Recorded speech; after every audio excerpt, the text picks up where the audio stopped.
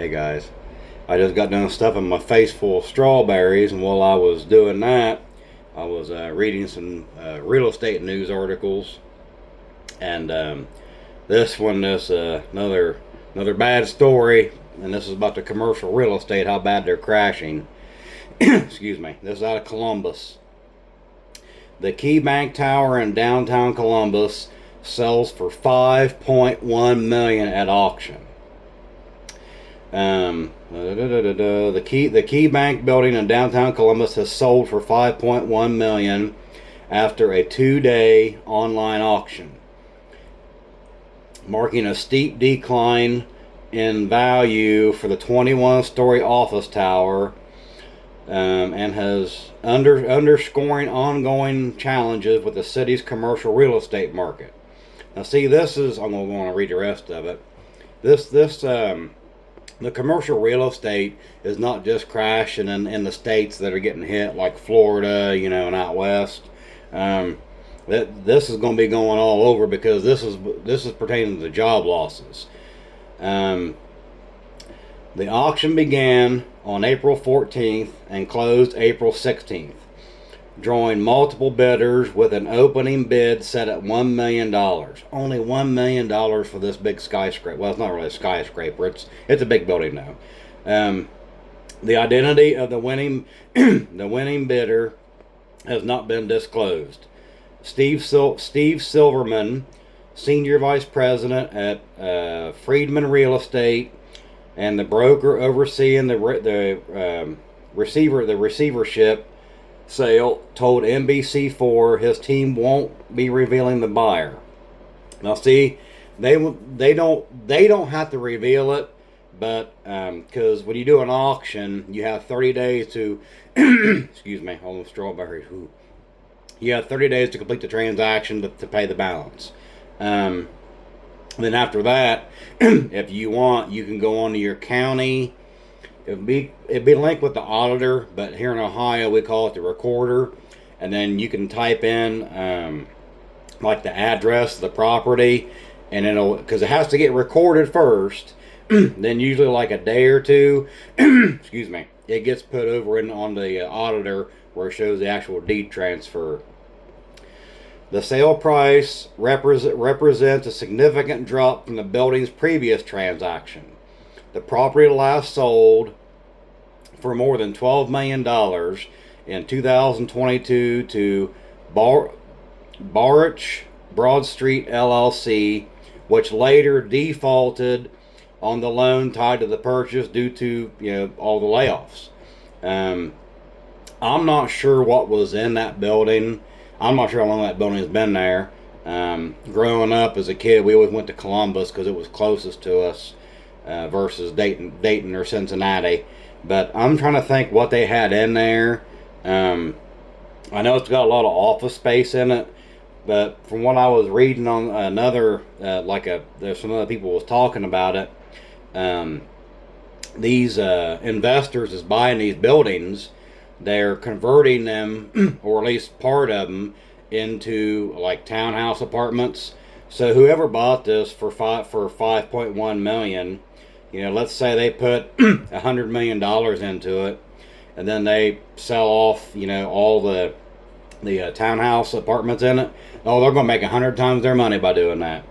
The same thing happened down in Cincinnati. When after the GFC, all those buildings were run down in this area of Cincinnati, just to the north of downtown. It's called Over the Rhine. It's kind of linked together. It was a real bad area, crime and all that crap. And the investors, they were picking up these buildings for like $5,000, and then the city was giving them like a tax deferment, like like they do with these. They've been doing these data centers. They come in and they ain't got to pay no taxes for like 10 years, and excuse me, ooh, the strawberries are coming back up. They'll like rehab them, make apartments out of them, then turn around and sell them back off and make oodles of money on it. But I'm going to put the link in the description here so you guys can see it. But this is, like I said, all this stuff intertwined.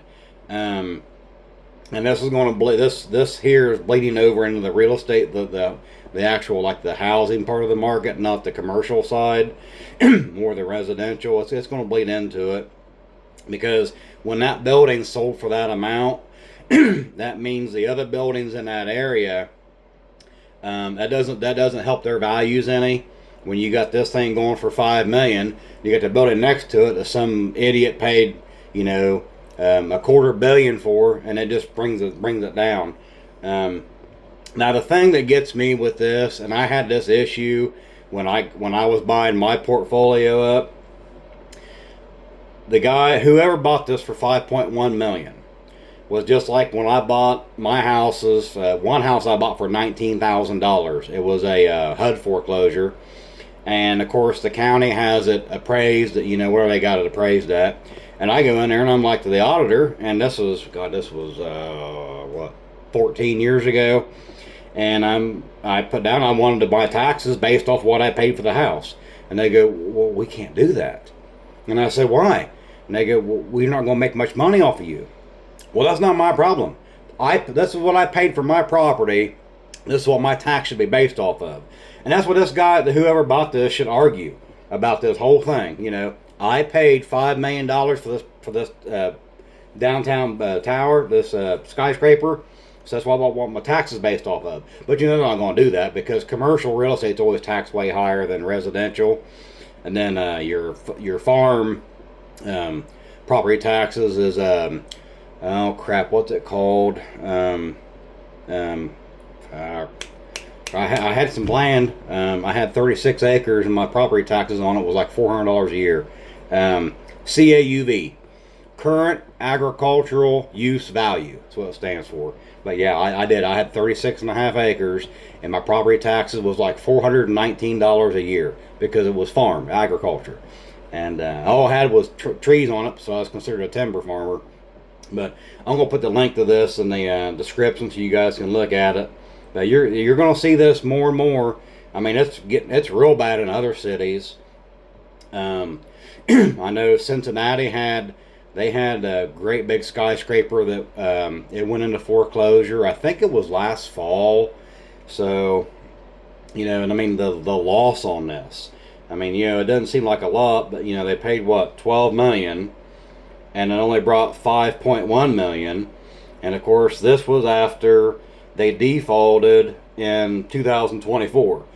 So we're 2 years past the default date. So over that whole course of the 2 years, there was no money being paid for that loan. So the lender took a big loss, and lenders for these is usually private credit, like BlackRock, Blackstone. They're taking huge losses, and then these places invest in your pensions and 401ks that you don't have control of is investing with those companies, and they put their money into this crap right here. So don't be surprised when you see your retirements have dropped even more. But just want to tell you guys that, because like I said, I was stuffing my face full of strawberry when I was reading it. So have a good night, you guys. I'll keep looking for articles and stuff, and I'll just report back whatever I see. Thanks. Have a good one.